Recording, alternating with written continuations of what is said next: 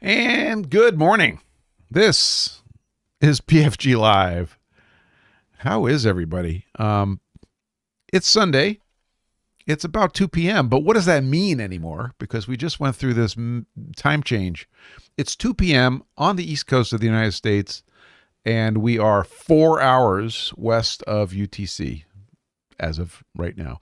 Carl Tauber is reporting 50 degrees Fahrenheit and partly sunny after last night's rain in the People's Republic of Rhode Island, which was snow in other parts of the Northeast. Let's see. CJ Stevens has checked in. He says 51 and sunny in East Tennessee. Jeff Lawford, welcome aboard, sir. Cloudy and 18 degrees Fahrenheit in Wasilla, Alaska. And I can see your house from here. Practical Renaissance is here. Sunny and 54 Fahrenheit in Kansas City, Missouri. Say hello to my folks across the river. Greenwood AG reports partly cloudy, 37 degrees Fahrenheit. Winds are east at 10 miles an hour in south central Idaho. Also, on the other side of the intertubes, let's see who checked in with weather here. Warren Jones from Sutton, New Hampshire, up north, checks in at 43 degrees, sunny and snowy. Everything is soggy. So Warren is sufficiently far north from me that he had to shovel some snow, and we have green pastures here. Nothing but green pastures. So DBX is checking in with White Plains at 12:56. Zulu reporting winds 350 at 7 knots, visibility 10 miles, clear. Temperature 04, dew point -01, altimeter 3030. Remarks? We have a remark. It's a high wind alert. Interesting. Evils is reporting in with a fake METAR. All remarks in which he says it is just fine in his office. Josh is here from southern Manitoba, clear and sunny with 1.5 degrees science, -4.0 degrees science dew point, and 67% calculated humidity with double audio checks. Scott M. is here from Peoria, Illinois. Yes, Peoria, Illinois, 40 degrees Fahrenheit. Tuck is here from Buffalo, New York, reporting 33 degrees Fahrenheit with light snow flurries. Now you know where they start. Widgetworks is here. Welcome, sir. 0 degrees science, sunny in the Great White North. Robert Simpson is here at 34 degrees Fahrenheit, overcast in the general vicinity, though deniably, Detroit. Let's see. Oh, we got a few others here. Flat Lapper, sir.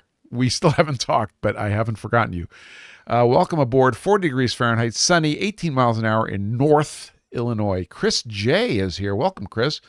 54 dungarees, Frankenstein in Southwest Mo. Indiana John says 42, of course, 42 degrees Fahrenheit, slushy and cloudy in Thornton, New Hampshire.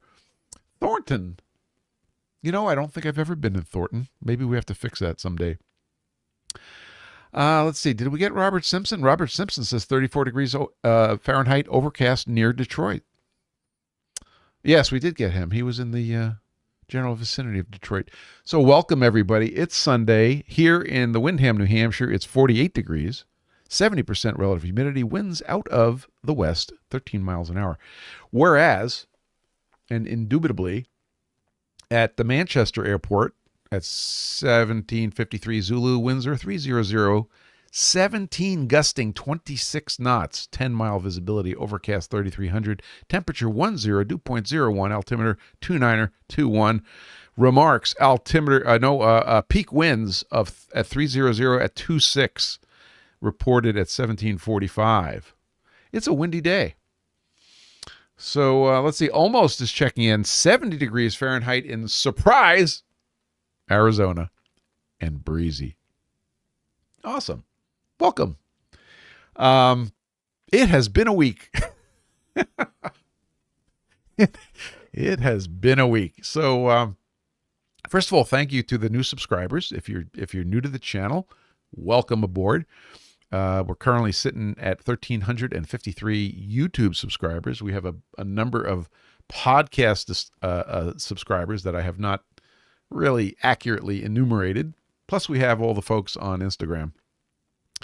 So welcome aboard. We have a bunch of stuff to cover. I'll remind you that this is sponsored by PFGStones.com. Get flat, stay flat with PFG Stones. That'll do it. Let's see. And with that, we lost 2 viewers. I'm out of here. It was a beautiful, blue, crisp day in Vermont, just north of Warren, Vermont. And I was flying my glider. The glider was a Grobe Aster CS, a one-holer, 15 meters, a little beefy, not competitive, but fun. And I was relatively green, especially with respect to flying cross country.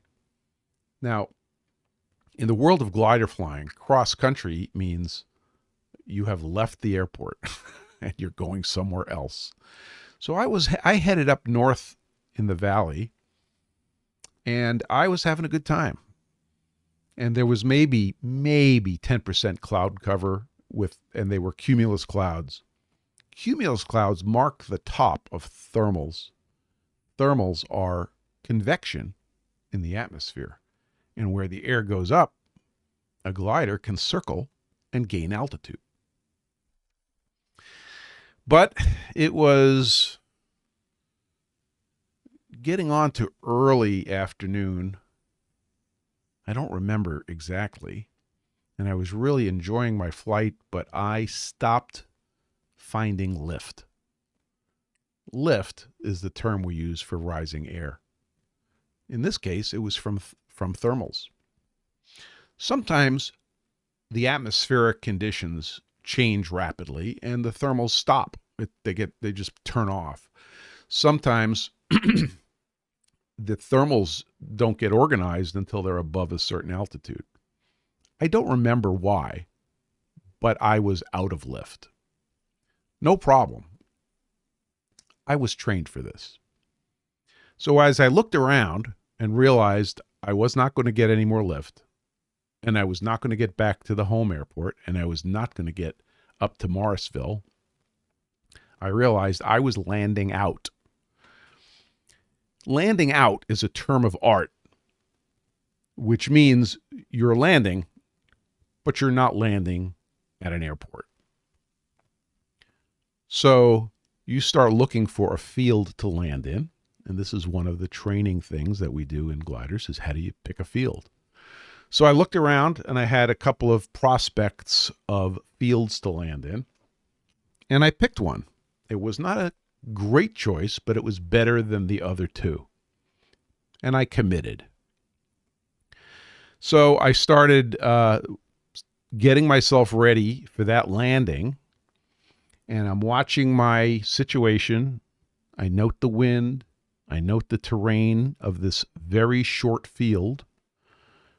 It was long enough. And I note the altimeter, and that was a mistake. Because somewhere in my brain, I made a connection between the current altimeter display and my relationship to this field, which, of course, in the comfort of our easy chairs, and in retrospect especially, the altimeter has nothing to do with the field you're looking at because you don't know the altitude of the field. And that was a fundamental mistake because it was different. Our airport in Warren, the Warren Sugarbush Airport, is actually pretty elevated compared to other parts of the valley. So as I am skillfully setting up for a downwind leg to land in this field, I was too high. But my brain was telling me I was just right. So It wasn't obvious to me until probably I was on base leg. Now, base leg is when you're flying perpendicular to the line of your landing and you're about to make a 90-degree turn. I think in this case it was a left turn. I don't remember. That's sort of the standard. And I realized I screwed up. But I screwed up in a way that I really did not have a good recovery from, because we don't have an engine in a glider. And your job in landing any aircraft is to go through a window, which is essentially at the threshold of the runway or the perimeter of the airport, for example. You're going through this window at the right altitude, at the right airspeed, in the right configuration. It doesn't matter how you get there. But if you go through that window at the right airspeed, at the right altitude, and in the right configuration, you can land. So as I turned final, I had my spoilers out, and the spoilers on this glider were magnificent. There was like 2 billboards that came directly out of the top of the wings and generated a whole bunch of drag and spoiled a whole bunch of lift from the wing. So they were alternately called spoilers or well, we call them spoilers. There's other names for them. Air brakes. Air brakes are spoilers, but we call them spoilers because their main job is to spoil the lift. The Grobe Aster CS had magnificent spoilers. I had them all the way out. I could not have pulled more on the left-hand handle to stick them further out into the airstream than I already had, though I did try. And the only thing I had left to do is to slip. Slipping involves stepping on one of the rudder pedals to the floor, which yaws the aircraft, and then counteracting the yaw with the ailerons and leaving the rudder pinned to one side. Now the aircraft is literally flying sideways. The effect of the wings lift is diminished, and you are now getting a lot more drag and generating less lift, and you are coming down like a homesick brick, which is the desired result. Only the manual for the Grobe Aster CS specifically states, do not slip with full spoilers. Sometimes the manual doesn't matter. I had done this before, so this was not being a test pilot. But I had full slip, full spoilers, and I was on final for a field which was about 500 feet long. The fence was white.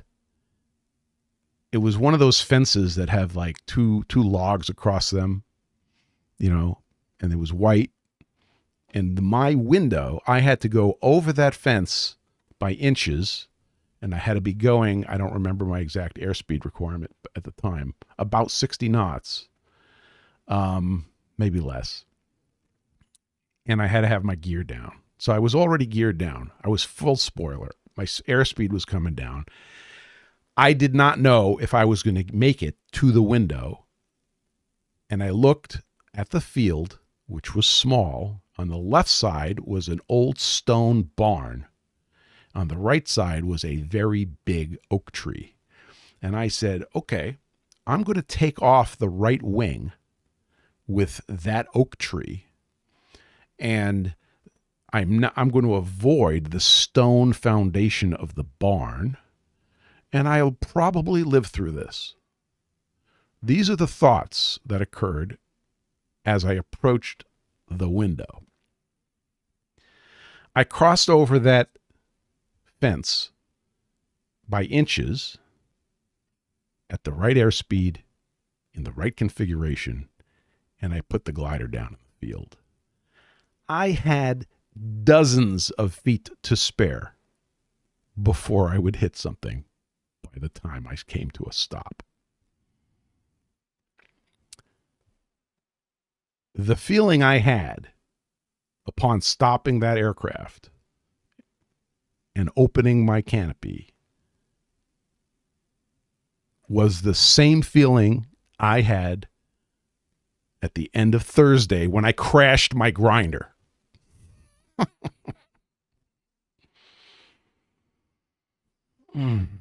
Okay, I said it. I crashed my grinder. So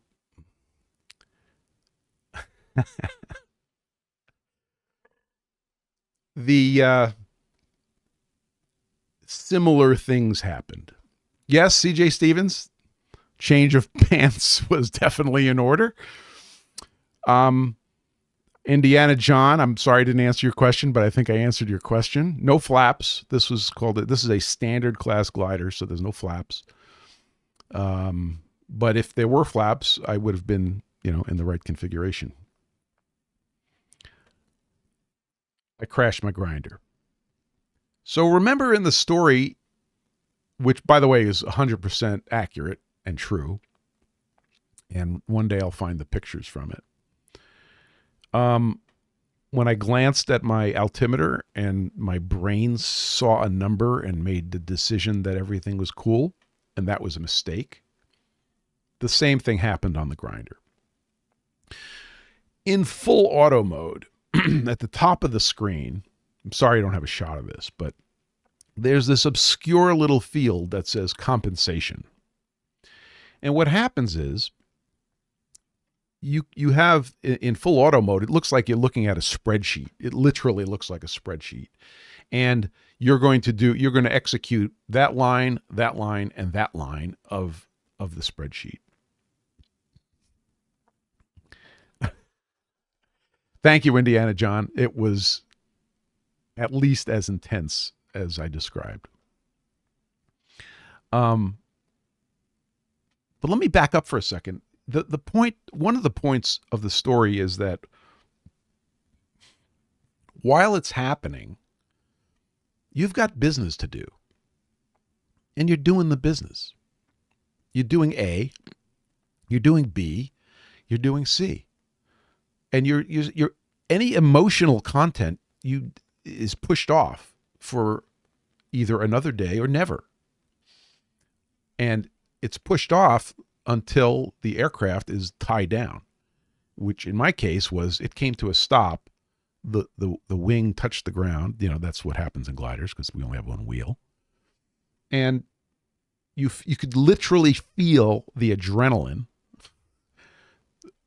Just now the adrenaline has nowhere to go. And this weird stuff happens and the emotions come up and all these things happen. So, by the way, well, I'll tell that story later. So, on the grinder, there's a number called compensation on the full auto page, which I was newly using in my process. And in doing so, I was a little overconfident, and I was very proud of this number. And my brain said everything's fine. However, when I went to start a new process, that number stayed there, and it has the effect of taking all of the numbers in your spreadsheet in the full auto programming mode on the Okamoto grinder and lowering them by the amount in the compensation, which in this case was minus 0.25 inches. On a grinder, that's approximately 7,000 miles, okay? And it's for reasons which I'm not going to explain now because it's just too obscure. But It was a leftover number, and there was no place in my system to deal with that number in a appropriate way. There is now. In fact, I made a little tool that has magnets on it that sticks to the control panel of the glider, of the grinder, and reminds me to check the compensation value if it's in use. And if it's not in use and it's 0, I take that and I stick it somewhere else. Yeah, I've been told that before. So the wheel was a 1/4 inch lower than it should have been, and I couldn't detect it visually because of reasons, and I didn't have it in my checklist, and I hit the green button. Now, usually what happens is the grinder starts, and I look inside to check the wheel position with respect to the top of the work, which in this case was stones. Jeff Lawford says, other than that, Mrs. Lincoln, how was the play? Exactly correct. So when I did that and I hit the green button and I'm looking at it, I'm saying, oh, that looks low, but it was sufficiently low to hit the steel screw as part of my fixturing. And at 3,600 RPM, a metal bond diamond wheel smashed into a steel screw, probably 150 to 200 thousandths deep, and shit happened. Luckily, I had lowered the threshold of the current in the motor, in the spindle motor, and it alarmed out and cut off power to the spindle motor, which probably saved the day.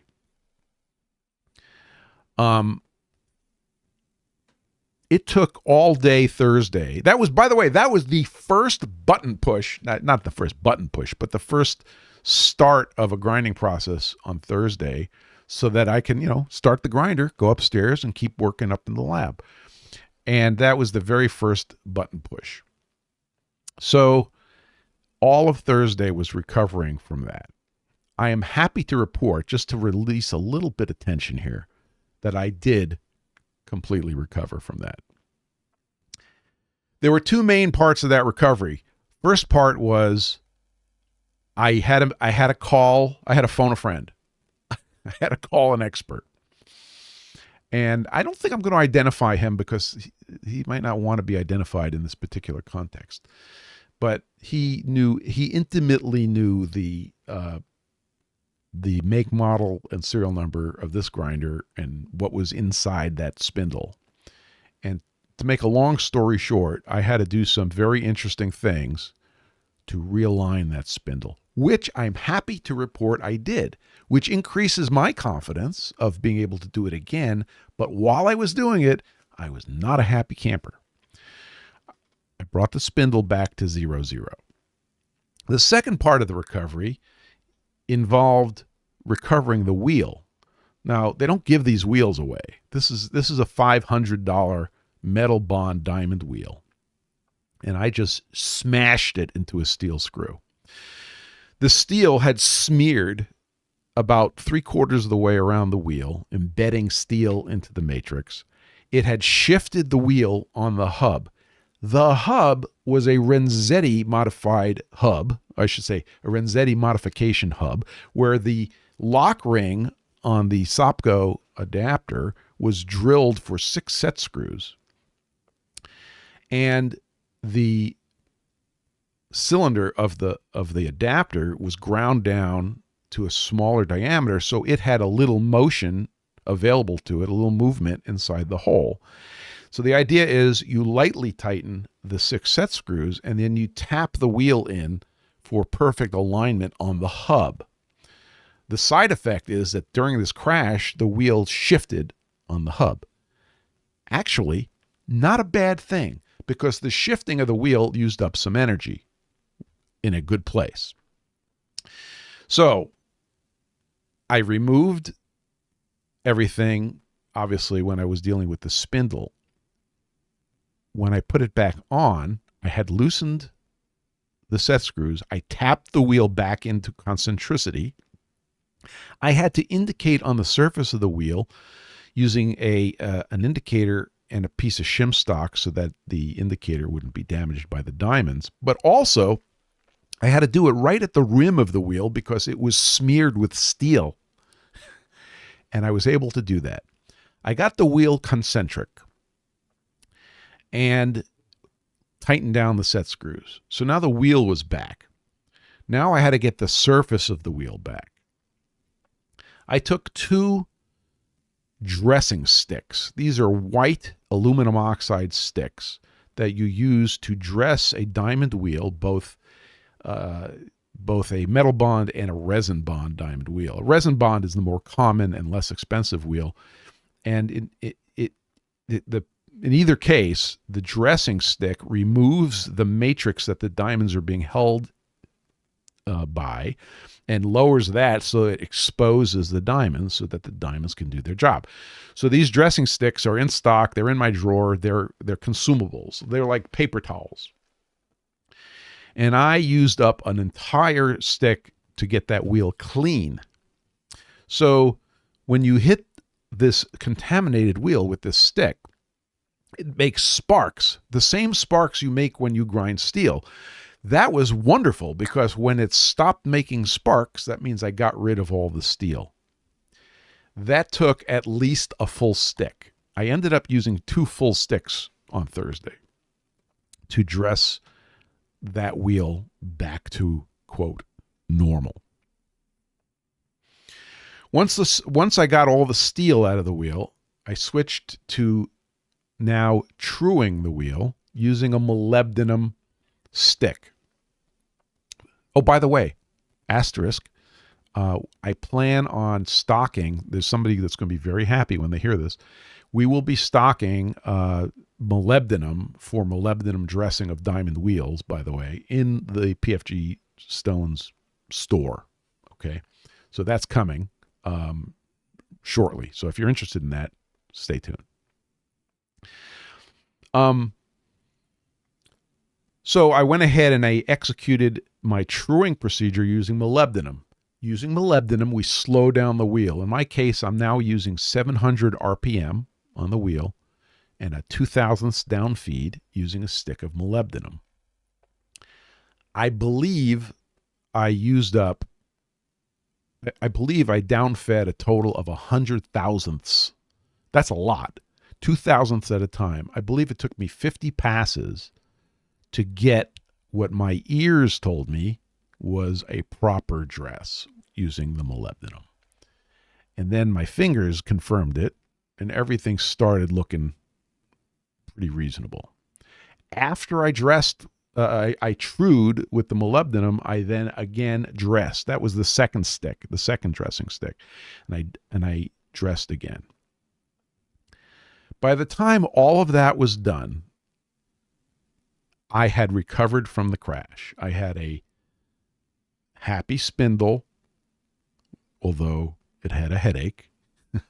I had a happy wheel, trued and dressed. And actually, when I was all done, that wheel has not looked that good in I can't tell you how long. And then, you know what I did?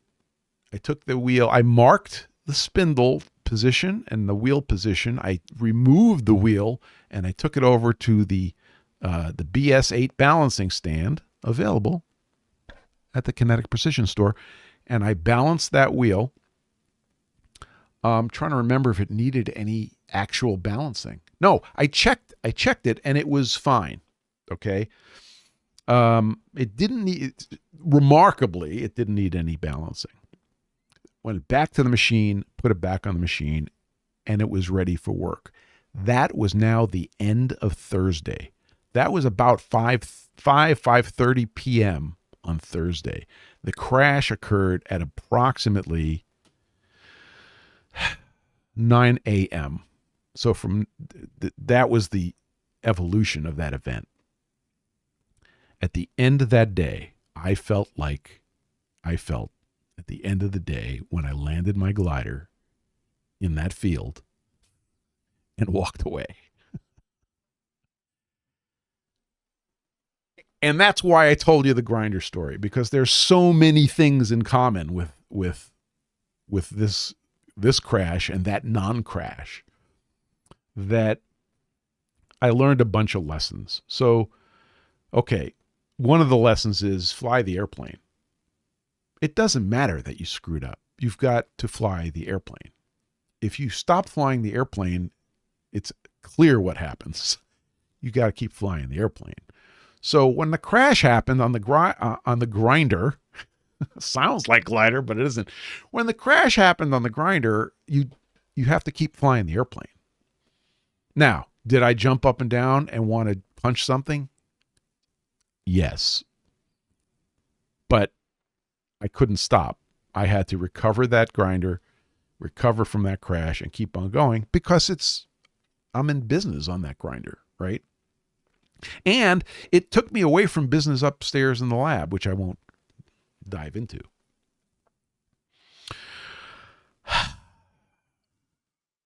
So you have to keep going. You have to just breathe. The crash happens, breathe. What's the next step? What do I have to do? What's the best next decision? What's the best next person to call to ask questions? What's the tools? What are the tools that I need? Etc., etc. And you just keep going until the problem is solved. And that is what happened on Thursday. It sucked. I look back on it and I'm like, wow, I learned a whole bunch and I did recover and I executed a bunch of my skills and they worked. And I called the right consigliere and they helped and it all worked. So that was Thursday and I'll just leave that with you and happy to answer questions about it. So Josh asks, how did you get the glider home? So the act of landing out is not a unusual or exotic event. I mean, at the home airport, it's a little unusual, but whenever you go glider flying, you have a designated crew. And if you don't have a designated crew, at the very least, you leave your keys in your car and your car hooked up to your trailer. And you might not intend to land out, but if you land out, you could always call back to the airport on a payphone and, tell them where you are and come get you. By the way, this all happened before cell phones existed. So yeah, it's a couple of these gray hairs on the side. So, or you're going to land out and you say to Bob, hey, Bob, would you be my crew today? Oh, yeah, sure, no problem. And you give Bob your car keys, and if Bob gets the call, Bob's got to hook up and head for you and pick you up. So we disassemble the glider in the field, put it in the trailer, and drive home. And if I was a beer drinking kind of guy, that's when the beer starts getting drunked. But I'm not, and I didn't. Good question. And any other questions, I'd be happy to answer. So breathe. Step 1. Step 2, fly the aircraft. We have a saying from those days: avigate, navigate, communicate. In that order. So, what else happened last week? So, moving on to other things. Oh, I had posted some interesting references to time this morning. And, here's a question. Evil says,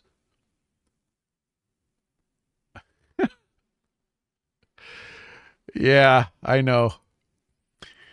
So Evils is designing a new sticker for us. Check glider altitude. Check glider altitude. Yeah, they could do something. Josh says, thanks for sharing. Good to hear the process working through a problem. Yeah, it's very different when you're in the middle of it than you're just talking about it. That's for sure. So I did reference the fact that we just came out of a time change, right? So this is now, I don't remember if this is Eastern Daylight Time, Eastern Savings, who knows? I don't care. So we are now GMT -4. Yesterday we were GMT -5. That's all you need to know. I do have a time and frequency reference here in the lab. One of the guys on Instagram was asking me about it, and yes, it is true. In the lab right now, I have a rubidium oscillator inside of a box made by Symmetricom, which is a time and frequency standard. So it receives GPS signals, and it locks a clock to the GPS signals, and it synchronizes a rubidium oscillator. So if you lose the GPS signals, the rubidium oscillator just keeps on coasting. And I won't get too deep into the numbers, but it's ridiculous. It's way better than a part per billion in time and frequency accuracy. And of course, it stays synchronized via GPS. So if you don't know what time it is, you can go to ntp.antennasis.net or gps.antennasis.net. gps.antennasis.net takes you directly to the time and frequency reference. A big thank you to WidgetWorks, who is in the Discord server. So I'm getting ready. First of all, let me acknowledge our Discorders here. Tuck is Tuck's Garage, WidgetWorks, Evils, Warren Jones, DBX, Lance K, Almost Machining, Josh, Scott M, Robert Simpson, and Carl Tauber are all in the Discord server. Welcome, gentlemen. And I know I'm making some assumptions. Yes, actually, Indiana John, the turbo encabulator uses a slightly different part that has a different alloy or framulus. So it's close. It's very close.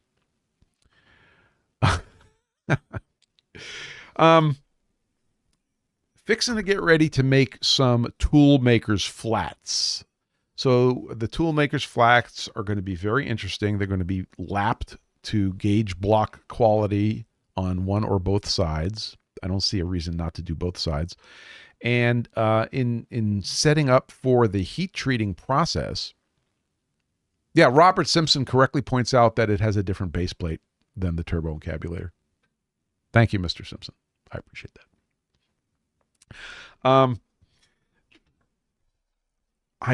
I wanted to put a wire hanger or carrier around the toolmaker's plate so that I can grab it by that wire as I transport it in or out of heat treat. And I needed a high temperature wire, and I've had some high temperature safety wire around here, which is essentially an Inconel. Long story short, WidgetWorks had this very fancy, super high temperature material, which is used in TIG welding for very high temperature applications. It was perfect for this. And he was cleaning up. He was trying to get clutter credits. And I said, I'll take it. Send it to me. So he is actually sending it to me. Thank you very much, sir. So that's going to become our hangers for these parts in the heat treating process. The material is 52-100 steel. I have researched the recommended gauge block heat treating process. I'm going to do a slightly modified version of that. We are going to heat treat at 1550. Did somebody leave the back door open? Robin just came in. I said the word lapping, and Robin shows up. Yes, you heard the word lapping, but it's only in passing. We're going to talk about the main event here in a second. Stick around because you may have something to say. Robin, welcome to the Discord server. So 52-100 steel, we decided on I think it's 1550 degrees Fahrenheit. A quench in fast quenching oil, so-called 11-second oil. Continued quench into cryo, where we'll be cryoing down to liquid nitrogen temperatures. I found this really cool, big, wide mouth gallon-sized insulated stainless steel thermos. That's a trademark, of course. And I put a link on the pfg.gg/links page that looks like it's going to be perfect as the liquid nitrogen container. The liquid nitrogen container is going to be inside of a cooler. I haven't figured this out quite yet. I might put dry ice around the liquid nitrogen container because dry ice is cheap. Liquid nitrogen is expensive. So we'll have this stepped temperature gradient out to a big fat styrofoam cooler. That will do a long-term, like 24-hour type cryo treatment. Then they're going to come out of cryo treatment. They're going to go into 250 degree Fahrenheit temper, again, long-term, like 9 hours. Then they're going to come back out. The jury's out as to whether we'll go back into cryo, but basically you can see what's happening. It's going to be a very nice, thorough heat treating, excellent transformation of austenite, I'm getting it wrong, to martensite. And when we're all done, and these parts will have been lathe turned, by the way, and I think surface ground. And then when the heat treating is all done, no, they won't be surface ground. They're going to be lathe. They're going to be lathe turned. Out of heat treat, they go to surface grinding, and then out of surface grinding, they go to lapping.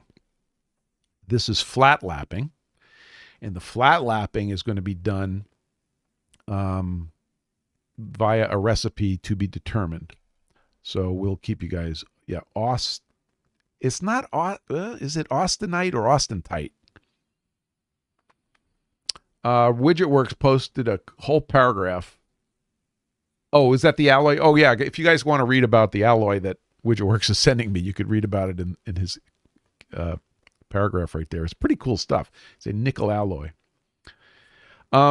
It's called RA602. So that's the description of my plan so far. I think it's going to come out quite nice. When we get to the gauge block quality lapping, you can rest assured there's going to be some stories to tell and lessons to learn, and a certain person who may or may not live in the state of Pennsylvania is going to earn himself a couple of dinners out of this. Anyway, we're having fun. This is great. It's a good time. The ultimate goal, I have an ulterior motive, and that is I have another project in which I need to master the art of this particular this lapping in the end. But also, I think this is a cool product that we'll put on the store. And I mentioned that before. It won't be cheap. I'm sorry. So that's the update on Toolmakers Flats, cryo, heat treat. Okay, we got the spelling. Thank you, Evils. Austenite. Austenite is also known as the gamma phase iron. The austenite allotrope is named after Sir William Chandler Roberts Austin. Now you know.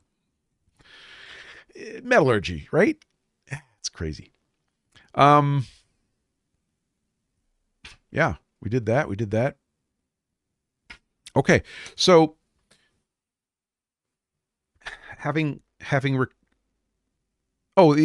they're going to almost be exactly like a hockey puck. Yeah, 3 inch. It's a 3-inch diameter. So I showed this before. Robin had made some Toolmaker flats, and I talked to Robin, and he has a nice groove around his. Okay, I'm holding it up to the camera.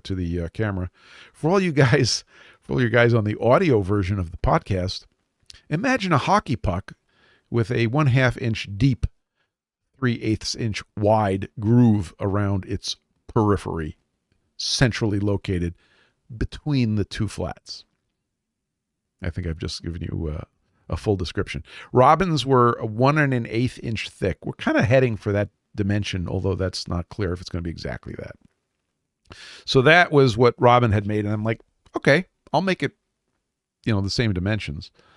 And Robin, has shown that he can clamp to it with little clamps to clamp to that lip, which is kind of cool. So I like it. And Warren Jones asks, like a hockey puck, will it weigh 6 ounces? On what planet, Warren? I believe there is a planet on which it will weigh 6 ounces. I don't know. I haven't calculated how much they weigh, but we'll find out. So this is going to be a lot of fun. And as Warren says, as Robin said, you know, you just put a groove around it with the grooving tool. Zip, zip, zip. I think that's a quote, right, Robin? Zip, zip, zip. Also, Josh says it's too tall. A regulation hockey puck is 3 inches by 1 inch. It will be non-regulation because that's how we roll here. Test Room 2003 is checking in late. Hi from, hang on, I got to remember. Yeah, Oostkapelle, Netherlands. 8 degrees, science, 89% relative humidity. Welcome, sir. One day I will be able to pronounce that without thinking. So we made some progress in the cryo room. I called my liquid nitrogen supplier. I called my supplier. So they're going to need a whole bunch of the cold stuff. And they said, no problem. Let us know when you need it. I buy a 10 liters.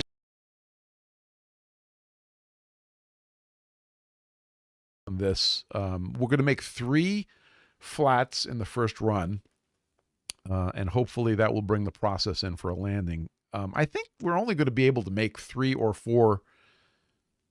3 might be the right number at a time. We'll find out. So that's the update on Toolmakers flats. So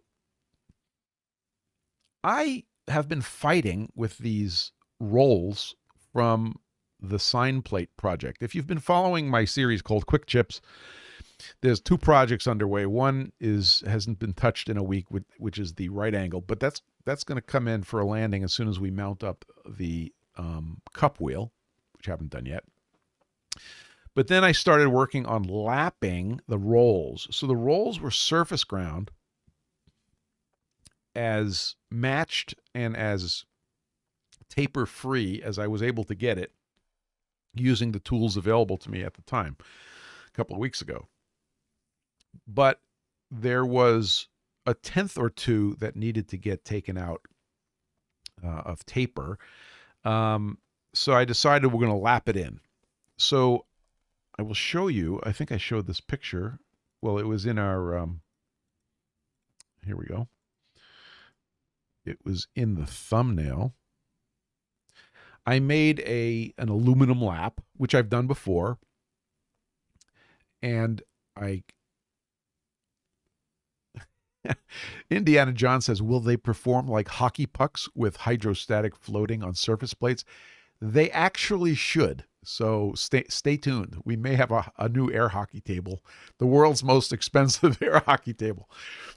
So I made an aluminum lap, and if you look closely at the picture, there's a slot through it, clear through on one side, and on the other side, it's a relief slot so that it can bend easy. And then I put a hose clamp around it as a tensioner, and I started lapping on the lathe. So if you look at that picture, you'll see the roll is mounted with a long bolt through it to an aluminum arbor, and then the head of the bolt is turned down so that it clears the approximately 0.610 diameter of the roll. And off I went to start lapping. So it was a little weird. I'm not gonna lie. I was not getting a joyous, simple, smooth, predictable process, and is probably a bunch of reasons for that. But I started with some of my 5-micron aluminum oxide in oil, which I've used before, and it started lapping, and it was pretty nice, but boy, howdy, was it slow. So I actually needed to move as much as 2/10 on this diameter, which doesn't sound much to you guys with, great big honking lathe tools, but this with 5 micron aluminum oxide, it was not going too quickly. So then I decided it was time to experiment. I switched to the so-called time saver lapping compound. Now, the time saver lapping compound is actually garnet. And the whole, its whole claim to fame is that it will eventually just use itself up and go away, and you don't have to, it doesn't embed in the aluminum. Neither does the aluminum oxide embed in the aluminum, which sounds a little circular, but it's true. So it was non-embedding. So I started with a medium grit. I tried it for a while. I wasn't getting very far. So I played around a little bit more with the fine grit. I know that sounds backwards. No, I did it the other way. I went with the fine grit, then I went to the medium grit. So here's a point I want to make about the time saver. So Tom Lipton has talked about the time saver lapping compound before, and I think everybody's talked about it. But it does, because it goes away on its own and it doesn't embed. You can actually go from a coarse time saver to a fine time saver, which you cannot do with diamond. So if you have a, for example, aluminum lap or a brass lap, and you use a certain, let's say 8 micron diamond, and later you want to go to a 3 micron diamond, you can't use that lap anymore because those diamonds at 8 microns are embedded in that lap. Whereas with the time saver, you actually can. So it actually saves some time. They should call it that. So I played around with that. Still was either taking forever or it just was not soul satisfying. So I decided to go to diamond. So I went to my favorite stuff, which is a diamond paste, which I was, I don't know what you call it, encouraged to buy, cajoled to buy, from Hyperion. It comes in these hypodermic squeezy tubes.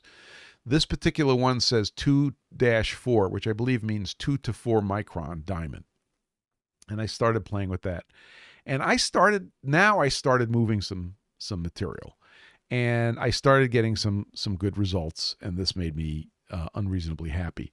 Let's see, I have here's a, again, if you're looking at the video, here's the card after diamond lapping on unit number 2.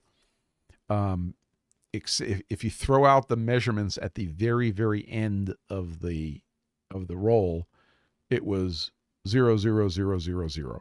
It was absolutely cylindrical, and I was very happy.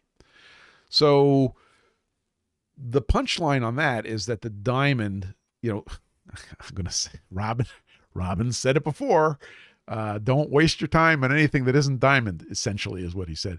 And I think in this case, it's absolutely true. So the diamond actually started behaving the way I needed it to behave. So the next step of this process is making the other roll, which happens to be roll number 1, match roll number 2. So roll number 1 is going to need a significant amount of work. Let's see, I'll give you the data here. Let's see if I have it. Nope. Yeah, here's some of the data from this was the upper one was before any lapping at all, and the extreme spread of the diameters, taking the center as 0, was a total of about 5/10, -2 on one, +3 on the other. So there were some significant tenths that have to get moved. Yeah, Evils, I'm not done yet. Evil says, wouldn't you want to knock off that high spot on one end? The answer is yes, but we're not done yet. We're still bringing this thing in for a landing. Yeah, Robin says 9 micron is a nice size for material removal and decent finish. So the good news is I have one more size up available to me in stock in the pastes. So I might kick it up a size. And I think that one, I can't quite remember what the numbers are, but I think it's very close to what you're talking about. Also, I have liquid slurry in 8. So I have some options that I may be playing with, and I guess we're going to be talking about this a little more.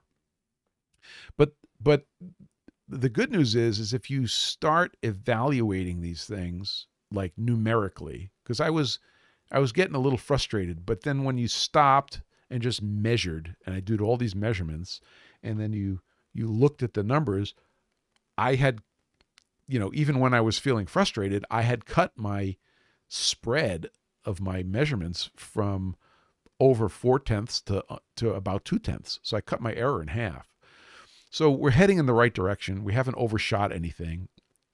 The ultimate goal is round, straight, and matched in size. So there's no particular size I have to hit. These 2 units just have to be round, straight, and matched. So I started using, one of the things I did is I started using a V-block. And I started, let's see, I'll show you the V-block setup. I posted that to Instagram. I might not have that picture handy. Nope, I don't have that picture handy. But I put the rolls in a V-block to make those measurements, but also I rotated them 90 degrees and repeated the measurements. Yeah, Robin says, a cheap Schar's indicating mic is your friend when doing parts like these. So I was using my not cheap Mitutoyo mic and setting it to the center of the roll, hitting the relative key, or whatever they call the incremental key, and then that made for a very easy plus or minus measurement down the roll.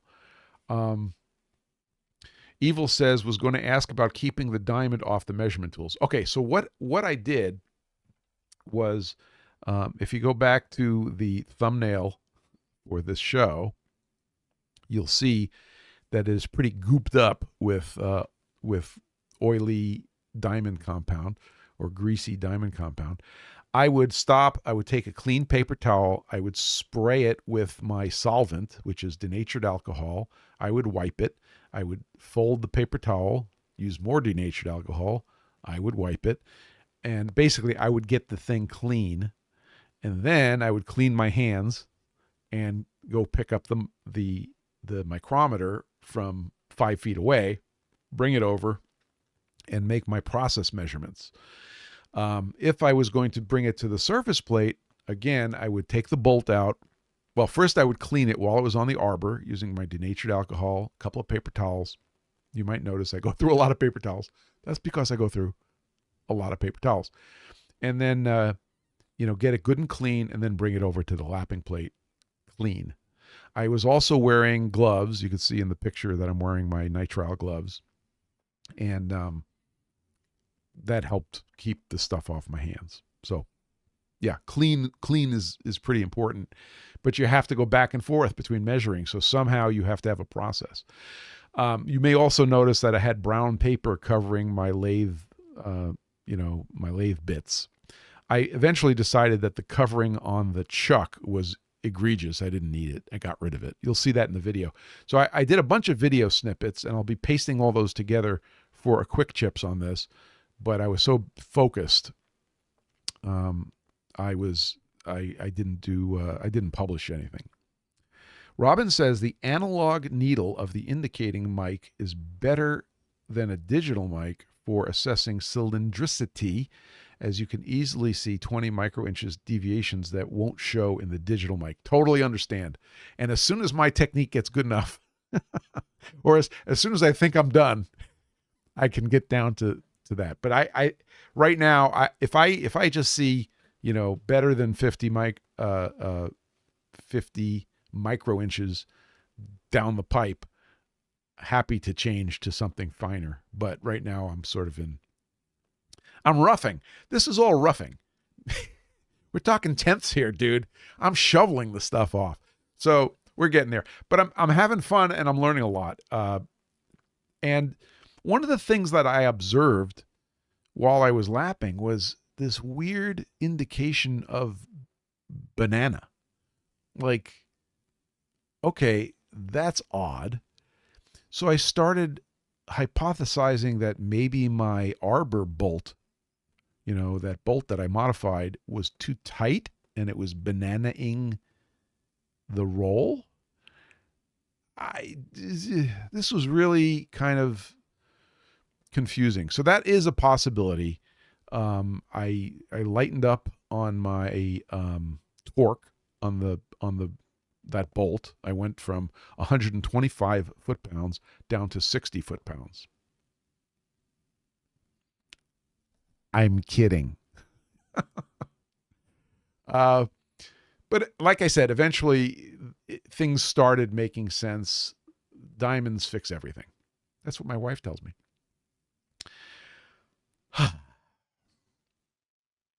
And here we are. It's Sunday. And I'm not going to lie, I'm still recovering from Thursday.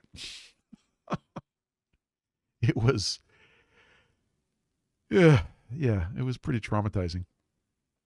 Anyway, I think I've delivered everything I came to deliver. You guys are awesome. One minor nit this week.